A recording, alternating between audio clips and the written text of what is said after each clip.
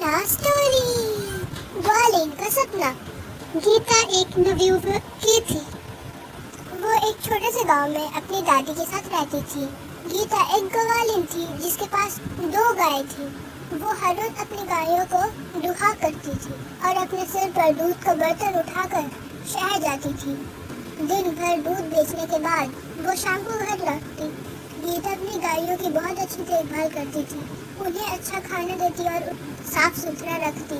दादी गीता से बहुत प्रेम करती थी, पर गीता दिन में बहुत सारे सपने देखती थी। वो सपना देखती थी कि ज्यादा से ज्यादा अमीर बनने का। उसके सपने हमेशा गीता को मुसीबत में डाल देते। गीता, गाय तबेले से बाहर जा रही है, वो खो जाएगी। तुम उनकी ओर ध्यान क्यों नहीं दे रही हो? ओह, क्षमा करना दादी माँ, मैं सपना देख रही थी, सोच रही थी। ओहो, मुझे पता है तुम किस बारे में सोच रही थी। हमेशा सपना देखती हो ज्यादा अमीर बनने का, उसके लिए मेहनत करनी पड़ती है। सपना देखना ही तुम्हें अमीर नहीं बनाता। दिन में सपने देखने की आदत एक दिन तुम्हें बहुत भारी पड़ेगी। पर गीता ने नहीं सुनी। उसके दिन के सपने कभी बंद नहीं हुए। एक दिन जब गीता दूध बेचने के लिए घर से निकल रही थी, उसकी दादी माँ ने उसे रसोई में बुलाया। सुनो मेरी प्यारी बच्ची, आज तुम्हें दूध बेचने के लिए बाजार जाने की जरूरत नहीं है। ऐसा क्यों दादी माँ? कल हमारे पड़ोस के गांव में बहुत समारोह है, विवाह। सरपंच अपनी बेटियों की शादी का जश्न मना रहा है। इस शादी में आसपास के गांव से सभी महत्वपूर्ण लोग शामिल होने वाले हैं। तुम समझ रही हो, एक विवाह की अवश्य बहुत बड़ा समारोह होगा, सभी अमीर लोग वहाँ होंगे। पर दादी माँ, हम दूध क्यों ना बेचें? सरपंच नाराज हो जाएंगे। ओह नहीं मेरी प्यारी बच्ची, सरपंच चाहता है कि रसोइया बहुत किस्म की स्वादिष्ट मिठाइयाँ बनाए। उसने स्वयं मुझसे कहा है कि इस उत्सव के लिए बहुत बड़े ताजे दूध का बर्तन उसे चाहिए। उसने वादा किया है कि वो हमें उससे दुगना दाम देगा जो हम एक दिन में बाजार से कमाते हैं। ये सचमुच बहुत अच्छा मौका है और ज्यादा पैसा कमाने और पड़ोसी गांव में इज्जत कमाने। दुगना पैसा? दादी माँ, क्या कल मैं उस विवाह में जा सकती हूँ? मैं इस बात का ध्यान रखूंगी कि हर कोई ये जान ले कि वो मिठाइयाँ उस दूध से बनी है जो हमने दूध सरपंच को भेजा है। और फिर महिला सरपंच मुझे हिमालय से परिचित पाएंगी। ओह वाह, मैं अपने सबसे अच्छे कपड़े पहनूंगी और आराम से चलूंगी। हम इतनी मेहनत करते हैं, उन्हें हमें इज्जत देनी चाहिए। वहाँ पर हर कोई मेरा नाम जानेगा। हवाई किले मत बनाओ, हमारा दूध अभी तक गांव पहुंचा भी नहीं है।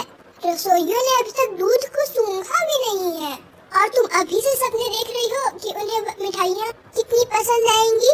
ओह, मैं इस लड़की का क्या करूं? क्षमा करना दादी माँ, मैं ये दूध गांव लेकर जाऊंगी। लो, ये लो, और याद रखना कि दूध की एक बूंद भी जमीन पर गिरनी नहीं चाहिए। आज के लिए हमारे पास इतना ही दूध है और बेवजह रास्ते में कहीं रुकना मत। मैंने सरपंच को अपना वचन दिया है, यदि समय पर उस तक दूध नहीं पहुंचेगा तो दुगना पैसा तो भूल ही जाओ, हम विवाह में शामिल भी नहीं हो सकेंगे। सरपंच से मिलना शर्मिंदगी होगी वादा तोड़ने के बाद।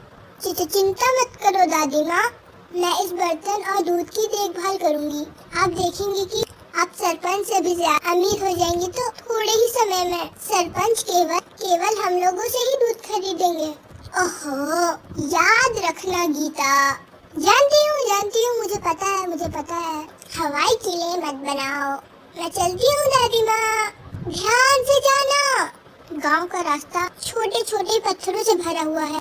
गीता को ताजे फूलों और पेड़ों की सुगंध बहुत पसंद है, पर उसे चलना बिल्कुल पसंद नहीं था। ये रास्ता कितना सुंदर है। ये छोटे छोटे पत्थर मेरे पाँव में चुभ रहे हैं। कोई बात नहीं, मैं जल्दी शहर में बड़ा सा घर बना लूंगी, तब मुझे इतना ज्यादा चलना नहीं पड़ेगा।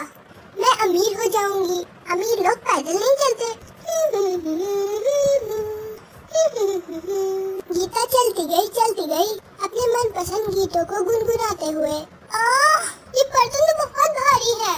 कोई बात नहीं, मैं उसके लिए एक बैलगाड़ी खरीदूंगी और तब पूरी मेहनत बैलों को पड़ेगी और मैं केवल आराम करूंगी। अमीर लोग यही तो करते हैं। चलते चलते गीता गांव के करीब पहुंच रही थी। अमीर बनने के लिए मुझे सिर्फ कुछ ही मील चलना होगा। ओह! पर आज मुझे जो अतिरिक्त पैसा मिलेगा वो मैं कैसे खर्चूंगी? क्या मैं और ज्यादा गाय खरीदूं? नहीं, मुझे ये सारा दूध दूहना पड़ेगा, फिर बाजार में बेचने के लिए जाना पड़ेगा। बहुत ज्यादा काम होगा। मैं मुर्गियाँ खरीद सकती हूँ। हाँ, पूरे अतिरिक्त पैसों से मैं बहुत सारी मुर्गियाँ खरीदूंगी। लेकिन इतनी मुर्गियाँ कहाँ पर रखूंगी? मुझे एक छोटी सी कुटिया बनानी पड़ेगी। मैं अकेली ये कैसे कर पाऊंगी?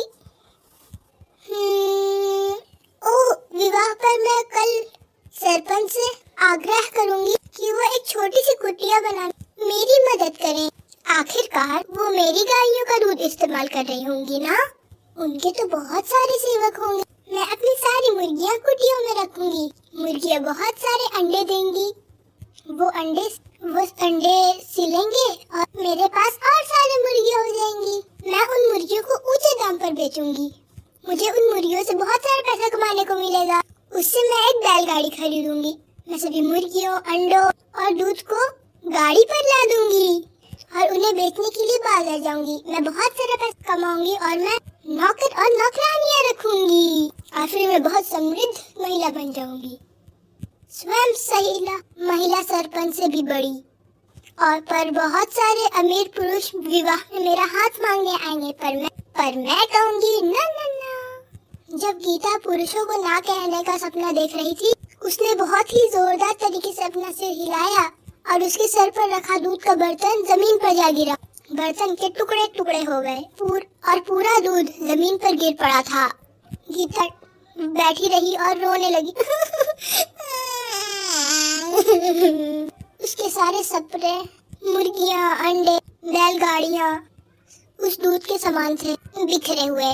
अरे नहीं, अब मैं गाँव में नहीं जा सकती। मेरे पास बेचने के लिए दूध नहीं है। मैं कल विवाह में भी नहीं जा सकती। मैं दादी माँ से क्या कहूँगी? अब गीता केवल एक ही आवाज सुन सकती थी, जो उसकी दादी माँ की थी। हवाई किले मत बनाओ। अगर मेरी कहानी पसंद आई हो तो वीडियो को लाइक शेयर सब्सक्राइब जरूर कर देना। Okay bye.